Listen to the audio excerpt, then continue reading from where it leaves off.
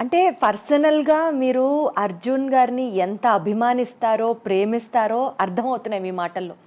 బన్నీ గారి arrest incident జరిగిన తర్వాత టాలీవుడ్‌లో ఎవరైనా మాట్లాడతారా అని వెయిట్ చేసిన టైంలో కేవలం మీరొక్కరే గొంతెత్తి మాట్లాడారు. ప్రేమ ఉంది కాబట్టి బాధ్యతగా దీన్ని మేము చూడాలా? లేకపోతే మీకంత ధైర్యం ఏంటి? ఎవరూ మాట్లాడలేదు. చిన్ని కృష్ణ గారు మాత్రమే ఎందుకు మాట్లాడారు? ఆ తెగింపేంటి ఆయనలో అని అనుకోవాలా? ఆ ధైర్యం నా సనాతన ధర్మం నుంచి పుట్టుకొస్తుంది. సనాతన ధర్మం ఈ భూమి మీద ఏ జాతికి, ఏ దేశానికి ఎవ్వరికీ భయపడదు. దానికి మనకి నిలువెత్తు సాక్ష్యమే భగవత్ స్వరూపుడు, కాశీ విశ్వనాథుడు మళ్ళీ పుట్టాడు అన్నటువంటి నరేంద్ర మోడీ గారే మనకి ఉదాహరణ. యావత్ ప్రపంచం తన వంక చూపించుకుంటూ ఒక్క వ్యాపార లైసెన్స్ లేకుండా ఒక్క టీ స్టాలు నడిపినటువంటి ఒక వ్యక్తి యావత్ విశ్వానికి కూడా మంచి మానవత్వం, ధర్మం అనేవి చెప్పటానికి పూనుకున్నాడు అంటే ఎంత ధైర్యం ఉండాలి అని ప్రపంచం ఆలోచించింది. సో ధర్మాత్ముడికి ధైర్యం కొత్తగా తెచ్చుకోవాల్సిన పని లేదు, అది ఇన్బిల్ట్గా ఉంటుంది. పవన్ కళ్యాణ్ గారికైనా నరేంద్ర మోడీ గారికైనా అది. సో ఇండస్ట్రీలో అండి 2 కాంపౌండ్స్ అంటారు. ఒకటి మెగా కాంపౌండ్, ఒకటి నందమూరి గారి కాంపౌండ్. ఇద్దరి కాంపౌండ్స్లో సమానమైన యాక్సెస్ ఎవరికైనా ఉందా అంటే అది చిన్న కృష్ణ గారికే. బట్ పర్సనల్గా తెలుసుకోవాలని అడుగుతున్నాను, మీకు ఏ కాంపౌండ్ చాలా ఫేమస్, మీకు ఇష్టం, మీరు ఏ కాంపౌండ్ మనిషి? నేను నందమూరి తారక రామారావు గారు నేను చదువుకునేటప్పుడు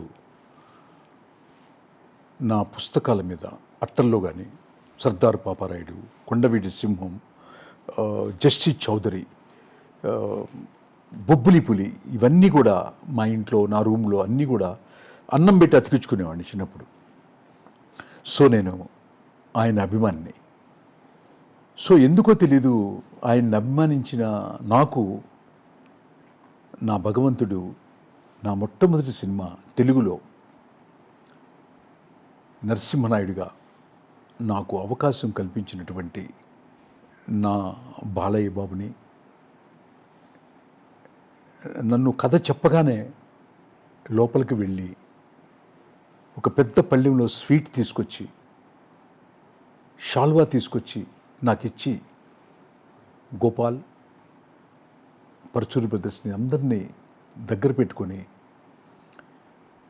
లక్ష్మీ నరసింహస్వామి భక్తుడిని గోపాల్, నేను చిన్నప్పటి నుంచి లక్ష్మీ నరసింహస్వామి స్తోత్రం చదువుకుంటూ పెరిగిన వాడిని. అట్లాంటిది లక్ష్మీ నరసింహస్వామినే పాత్రలోకి తీసుకొచ్చి, పూజలోకి తీసుకొచ్చి, ఆయుధ పూజలోకి తీసుకొచ్చి చెప్పిన ఈ సినిమా ఒక చరిత్ర సృష్టిస్తుంది. 100 డేస్ ఫంక్షన్లోనూ నంది అవార్డు వచ్చినప్పుడు కూడా ఆ భగవంతుడే రచయిత చిన్ని కృష్ణ రూపంలో మా ఇంటికి వచ్చి కథ చెప్పాడు అని చెప్పని నన్ను ప్రశంసించినటువంటి బాలకృష్ణ గారు నాకు ఒక కన్నైతే, చిన్నప్పటి నుంచి ప్రతి రోజు నిత్యం ఆంధ్ర రాష్ట్రం మొత్తాన్ని కూడా ఆయన కంట్రోల్లోకి తీసుకొని దాదాపు 20 సంవత్సరాలు తన విశ్వరూపంతో యావత్ భారతదేశంలోనే డ్యాన్స్ కానీ ఫైట్స్ కానీ అద్భుతంగా చేయగలడని హిందీ హీరోలు అమితాబ్ బచ్చన్ గారు, గోవిందా గారు, ఎక్కడ ప్రపంచంలో ఉన్నటువంటి యావత్ ఊగిపోయేది.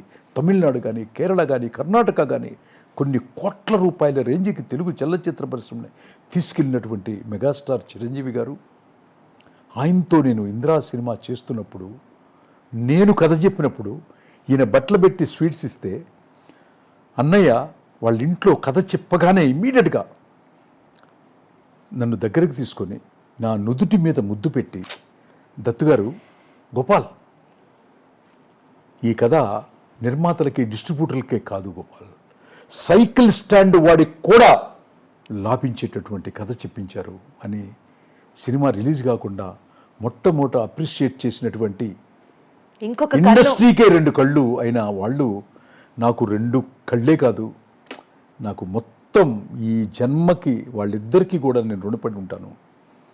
అంతే, దాని గురించి ఇక ఇది లేదు. ఇంకో జన్మంటూ ఉన్నా కూడా, లేకపోతే బ్యాలెన్స్ జన్మలో కూడా వాళ్ళిద్దరికీ ఇంకా గొప్ప కథలు రాసి, ఇంకా గొప్ప నా ధర్మాన్ని శాశ్వతమైనటువంటి ముద్ర వేయాలని మనస్ఫూర్తిగా ఇంకా కోరుకుంటున్నా వ్యక్తిని. మనసులో ఉన్నది మనసులోంచి మాట్లాడడం అంటే మిమ్మల్ని చూసే నేర్చుకోవాలి చిన్ని కృష్ణ గారు. అందుకనే ఇంకా నా నెక్స్ట్ క్వశ్చన్, బాలకృష్ణ గారికి బి గోపాల్ గారు అంటారు, చిన్ని కృష్ణ ఏం చెప్తే అది గురు అంతే, ఆ మాట ఆయన చెప్తే చేసి తీరుతారంతే అన్న ఒక రిలేషన్ ఉంది అని.